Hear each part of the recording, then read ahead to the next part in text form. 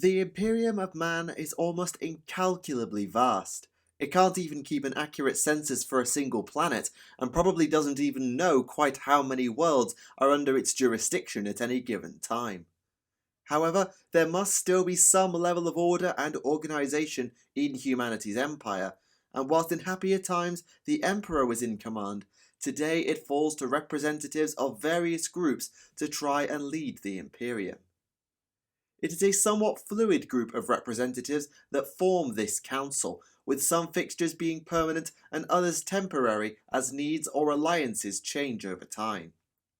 Regardless of the exact configuration, it is known informally as the High Lords of Terra, or, more officially, the Senatorum Imperialis. This is Tactica Imperialis, and welcome to 40k Stories. The Senatorum Imperialis as we know it today has only existed since the aftermath of the Horus Heresy, but variants of it have been around since the dawn of the Imperium of Man, even if it had a different name and purpose back then. The original incarnation was known as the War Council, led personally by the Emperor of Mankind and including the Primarchs as and when they were found, Malcador the Sigillite, and many others. This council, despite its name being one geared toward military operations, was in charge of the entire Imperium.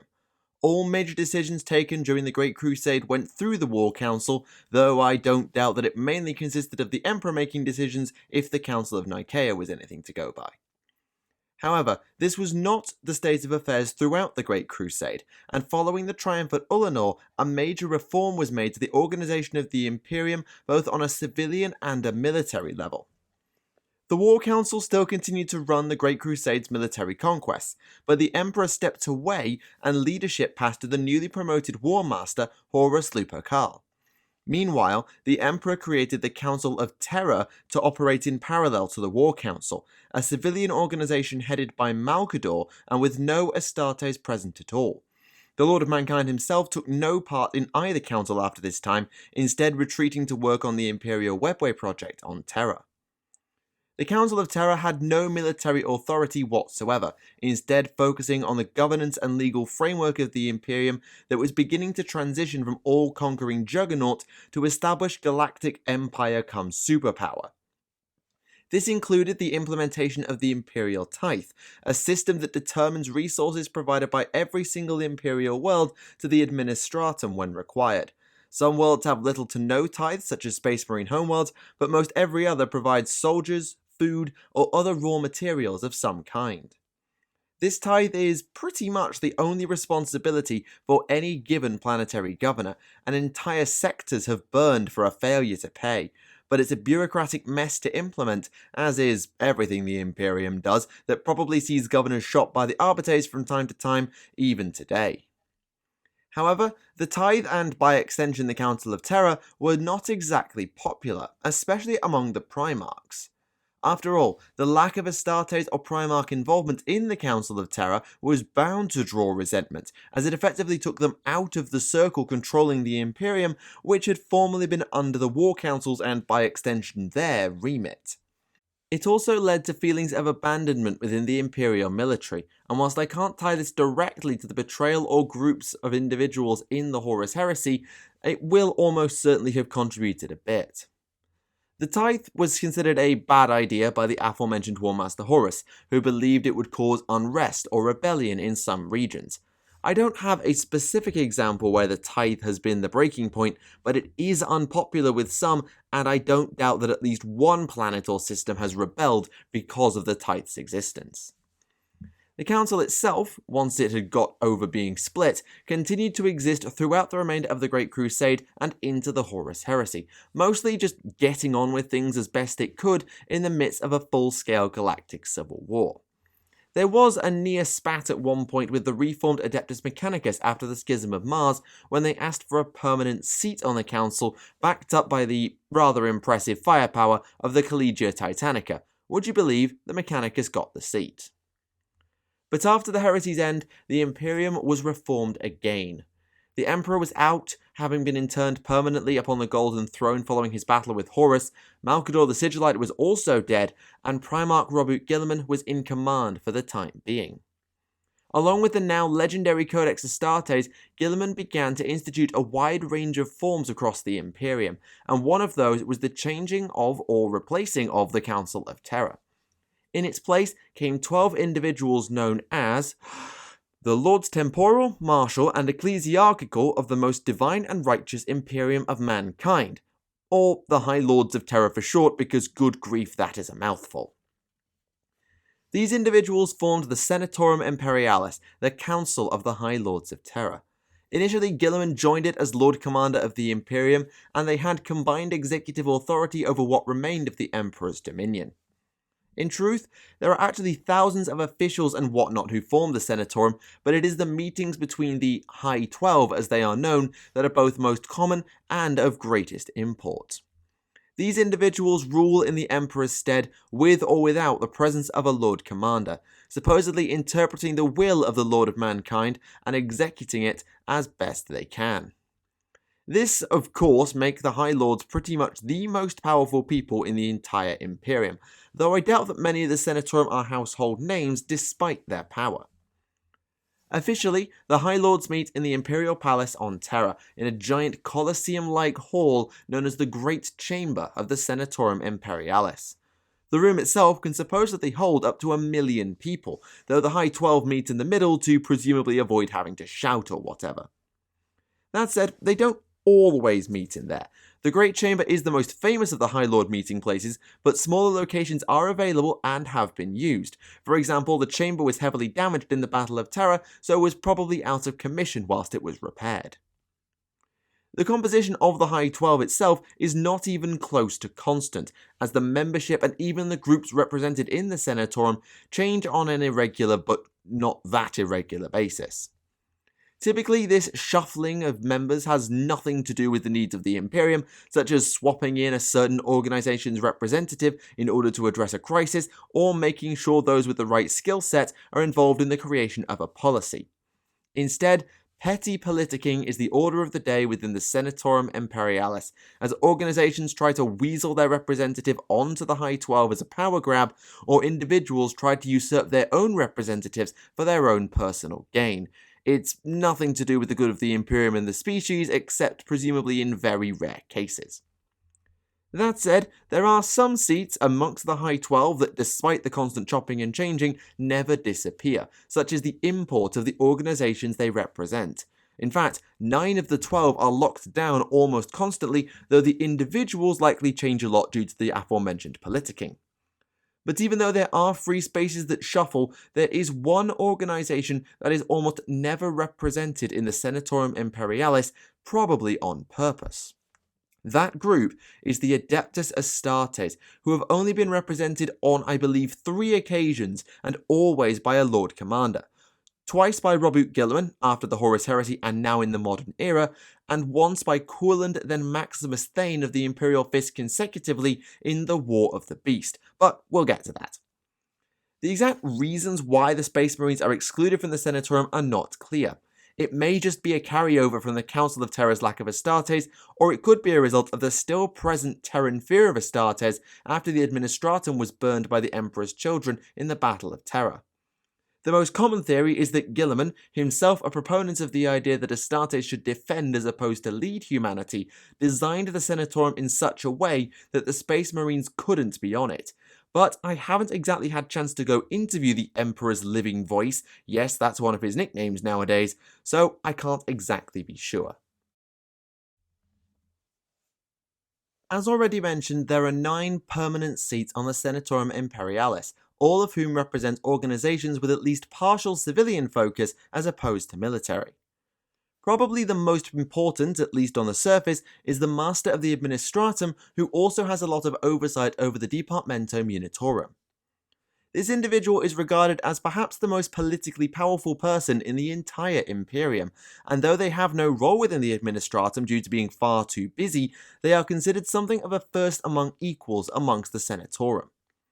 Part of this power, though it's always been the case to some extent, is due to the bearer of the title in the Age of Apostasy, a name many of you will probably know, Goge Van Dyer, who abused the position and the Officio Assassinorum to consolidate his power. Vandir was a tyrant even beyond the standards of imperial leadership, and though his reign of blood was eventually put down by Alesia Dominica of the newly formed Adeptus Sororitas, it led to the creation of the Ordo Hereticus within the Inquisition, as well as the institution of the Decree Passive within the Adeptus Ministorum. Before we get to why and all of that, however, I want to quickly mention the most recent master that we know of, Irthu Hemo Talion. Perhaps the most intelligent of the entire Senatorum during his tenure in the 13th Black Crusade, Hematalion was one of the staunch opponents to the Dissolution Act that would free up the Adeptus Custodes and allow them to leave Terra. Later, despite losing much of his sight and perhaps a bit of his sanity following the Noctis Aeterna, he remained on the Senatorum and conspired to limit the power of the returned Robu Guilliman, who actually dissolved the Senatorum for a century or so after his return and replaced many members when it was reformed at the end of the Indomitus Crusade. His reasons were not purely selfish either, as he claimed the Primarchs were fratricidal monsters and that Guilliman would drag the Imperium into another massive war. And to be honest, given what happened in the Horus Heresy and the Indomitus Crusade, he wasn't exactly wrong now, was he? Anyway, back to Vandir for a moment, since he held more than one permanent Senatorum post at the height of his power. The Ecclesiarchy had been granted a seat on the Senatorum back in M32 and had been gaining power ever since, but it was around the time of Vandir's rise that the Ministorum and thus the Ecclesiarch was pretty much at the height of its power. Vandir seized that power for himself not through subtle politics, but through overt invasion, declaring the Ecclesiarch of the time Paulius a traitor before executing him and taking the position of Ecclesiarch. After Vandir's fall, new Ecclesiarch Sebastian Thor consented to the constrictions of the Decree Passive, but the Ministorum's elected leader has continued to hold a permanent seat amongst the High 12. In fact, the only time I can recall the Ecclesiarch losing their seat was in the War of the Beast, when Ecclesiarch Mesring lost his sanity and began to openly worship the Beast as a god. He was shot dead by Lord Commander Courland, and the Ministorum lost all Senatorum privileges for a bit, but following the beheading, again more on that later, they were restored under the thumb of Grandmaster of Assassins Draken Vangerich. The last ruling Ecclesiarch was Baldo Slist, at least that we know of, another opponent to the freeing up of the Custodes, but whether he was reinstated after Guilliman's reformations is unknown to me, unfortunately. Another permanent seat, perhaps one of the most important in terms of keeping the Senatorum up to speed even if they're not always present, is the Inquisitorial Representative. This person is elected by the Lord Inquisitors of sectors surrounding Terra, and serves for up to 5 years, though they are somewhat free to walk away at any time. As a member of the Inquisition, they hold incredible leverage over every other group in the Senatorum, and many a representative has been replaced just because of the representative's pressure. However, they must be careful to balance that leverage with the needs of the wider Inquisition, and I suspect the Imperium as well. That said, they aren't always there on Terra in person or able to maybe project themselves into the room, and periods such as the Reign of Blood, i.e. periods of Senatorum anarchy, are often correlated to the lack of the Inquisition being around to keep things on track. The primary duty of the representative, aside from pressuring their compatriots in the High Lords to do their damn jobs, is to be the eyes and ears on the ground for the Senatorum as a whole. They will usually bring news of unfolding events faster than the Adeptus Terra can before recommending a course of action, though this can sometimes cause them to miss issues closer to home, such as, well, the Reign of Blood. Whilst famous names such as Kirill Sinderman, operating under a pseudonym, and Margaret Venand have both held this role in ancient times, the most recent that we know of was a member of the Order Malleus known as Cleopatra Arx. Arx was a reformer even within the Inquisition, possibly making her part of those considered radicals, so perhaps it was no surprise that she was in favour of freeing up the Custodians to go to war anew. The other permanent seats are all held by individuals we have discussed at some length in one log or another. The Fabricator General of the Adeptus Mechanicus, the Paternoval Envoy of the Navis Nobilite, the Navigator Houses, the Grand Provost Marshal of the Adeptus Arbites, the Master of the Astra Telepathica, the Master of the Astronomicon, and the Grand Master of the Officio Assassinorum. The other 3 seats on the High 12 are not permanent, but there are a few groups whose leaders are the most likely candidates to fill them. Many of these groups are the various military organizations that aren't Space Marines. The Astra Militarum's Lord Commander Militant, the Lord High Admiral of Segmentum Solar's Navy, the Adeptus Sororitas' Abbess, the Captain General of the Adeptus Custodes, and the Imperial Navy's Lord High Admiral can all be members of the High 12. There are still some civilian groups in the non-permanent pool as well, including a Cardinal of Terra's Holy Synod. Why the Ministorum gets double membership is unknown, since the second member isn't even of the Synod Ministra, who'd be keeping tabs on the Ecclesiarch better than the Holy Synod, but whatever. The Imperial Merchant Navy, the Chartist Captains, also can have a member amongst the High 12, known as the Speaker. Given this group has a stranglehold on the shipping lanes of humanity, their critical importance, especially in all-out war, cannot be overstated, so it makes sense. The Administratum can also be represented by a second member, just like the Ecclesiarchy, in this case the Chancellor of the Estate Imperium, which is believed to keep all Imperial records, is that second person. At the time of the return of Roboute Guilliman, the 3 temporary posts were held by 1 civilian and 2 military individuals. The Chartist Captain's Speaker, Carnia Danda, Lord High Admiral Morel de Pereth of the Imperial Navy, and Trajan Valoris of the Adeptus Custodes, who had recently replaced Chancellor of the Estate Braque. Both Danda and Pereth were in favour of freeing the Custodes, whilst Valoris would have had the decisive vote against the motion had Cadia not fallen and stopped him from voting no. There is one other individual who, whilst not a member of the High 12, just like some other smaller organisations within the Senatorum, still has a very important role to play. That individual is the Chancellor of the Imperial Council, who you might class in brief or just quickly as the administrator of the Senatorum. This role was brought to prominence most recently by its second most recent holder, Lev Tiron, who provided a lot of push in attempting to pass the Dissolution Act. Though he served as Remembrancer to Roboute Guilliman for a short while and has now retired to my knowledge, the role has passed on to his former aide-de-camp and lover Anna Mirza-Czech, meaning he may still have an eye on things or trying to exert some subtle influence despite the fact he's supposed to be retired. To conclude, let's look at some of the major events involving the Senatorum and its members throughout history. Though not the most infamous, the first major case of High Lord shenanigans came in the War of the Beast, an event we've mentioned to some extent both here and in other logs. At the time, the Lord High Admiral of the Imperial Navy was the most powerful of the High Lords, and there was a human Lord Commander as well. The Ecclesiarchy had just taken the seat of the Grand Master of Assassins Draken Vangerich, showing that the permanent seats have changed throughout history, but Vangerich was still often present for the meetings of the High 12, despite not officially being one himself anymore. Unfortunately, in 544 M32, the War of the Beast began as the greatest Orc war ever seen began to move toward Terra.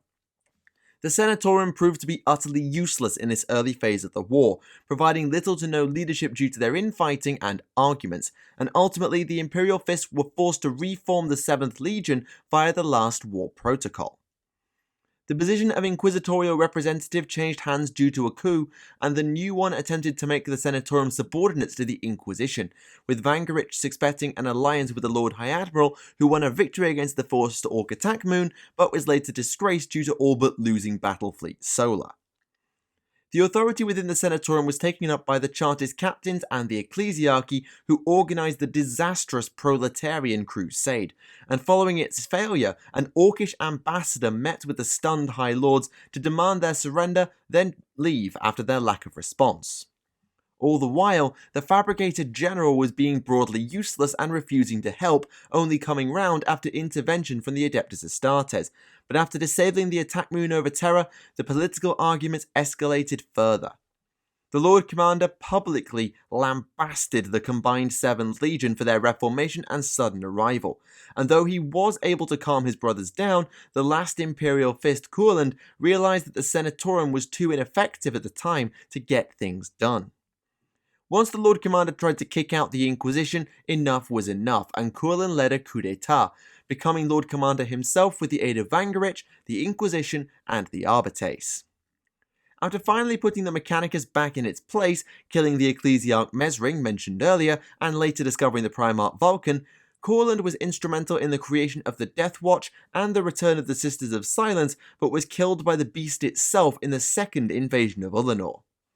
The Senatorum was thrown back into chaos after his death, and it fell to Maximus Thane, former chapter master of the 5th Exemplar and now the one of the Imperial Fist, to rally one last attack, using Vangarich as leverage over some organizations and allying with the Fabricator General who had given Courland so much trouble. Together, the Imperials finally defeated the Beast and his War, and Thane became the reluctant Lord Commander in the aftermath. However, he chose to take his Imperial Fist on crusade anew, delegating the overall leadership to Vangarich, who he named as Lord Protector. However, whilst Vangarich had put up with all the nonsense of the Senatorum before and during the war, the knowledge of the Mechanicum's decision to teleport Ullanor instead of Exterminatus it, spoiler, it became Armageddon, so good job there, was the final straw.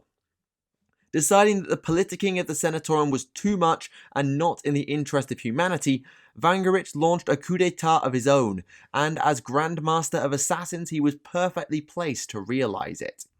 Over the course of a single day in 546 M32, the Officio Assassinorum and other allies of Vangarich eliminated almost the entirety of the High 12 in an event known as the Beheading, and Vangarich went on to build a new puppet Senatorum whilst he ruled as a tyrant.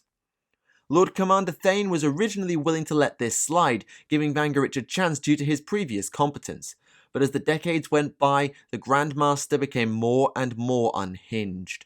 His reign was effective, but cruel, and after 80 years both Inquisitorial Representative Venant and Thane separately decided it was time for Vangarich to fall. The Astartes and Assassinorum went to war in the Imperial Palace, and the battle concluded in the Polar Fortresses where Thane slew Vangarich with the aid of the assassin Isad Wire. Many Astartes leaders led by the Ultramarines chapter master got the Senatorum back in order, and things were broadly put back on track from then on. However, power struggles within the High 12 and the Senatorum at large generally never truly stop, and within a few centuries there were two new key players at the top, the Ecclesiarchy and the Administratum. The Ministorum held dominance over the Imperium for a long time, and it took a combined effort of the Administratum, Mechanicus and Astartes to wrench back any measure of control. Unfortunately, the Ecclesiarchy became too weak due to incompetent ecclesiarchs, and the pendulum arguably swung too far in the other direction around M34 or 5 as the Administratum took a firm grip on power. The Ministorum actually uprooted from Terra to the Cardinal World Ophelia 7 to try and get away from the Administratum, using its newfound freedom to raise vast tithes and the armies known as the Frateris Templar. Even after they moved back to Terra several centuries later, these tithes grew and grew, leading to rebellion across the Imperium, violently put down in places by the Frateris Templar and even the Officio Assassinorum. Into this situation, this cesspool of trouble, rose the 361st Master of the Administratum, a certain Goge Van Dyer, who controlled then killed the Ecclesiarch as mentioned previously in order to hold both his and his original title at once. With control over the two most powerful organizations in the entire Imperium, the Senatorum were all but powerless to stop Van Dyer, and he ruled for almost 3/4 of a century in what is now known as the Reign of Blood. However, whilst the High Lords were either intimidated into paralysis or otherwise were incompetent, there was a quiet resistance. The Space Marines and the Adeptus Mechanicus helped to defend their worlds from the ecclesiarchal madness, but it took the rise of a more human opponent to spur them on. This was Sebastian Thor and the Confederation of Light, who managed to flip dozens of worlds to the idea of Van Dyer being a traitor to the Emperor. The Frateris Templar were lost en masse to the warp storm christened the Storm of the Emperor's Wrath, and the Astartes and the Mechanicus threw their weight behind the Confederation as well, causing Van Dyer to dissolve the High Lords for a time. It all culminated in a battle for the Imperial Palace, again, led by the Fabricator General and several Astartes chapters, but the end of Van Dyer this time came not from without, but from within. A Centurion of the Adeptus Custodes was able to lead the head of Van Dyer's personal guard, the Brides of the Emperor, reportedly before the Golden Throne itself. There, Alicia Dominica was shown the truth of Vandire's treachery and executed him personally, bringing the Reign of Blood to an end. There was turmoil for a time afterward, including a civil war within the Officio Assassinorum, but Thor became Ecclesiarch, the High Lords were presumably reformed, and things eventually got back to normal, though the Inquisition did have now a new Order Majoris and a new Order Minoris to keep a closer eye on things and prevent anything quite so crazy happening again. And there you have it, some insight into the Senatorium Imperialis and its various members.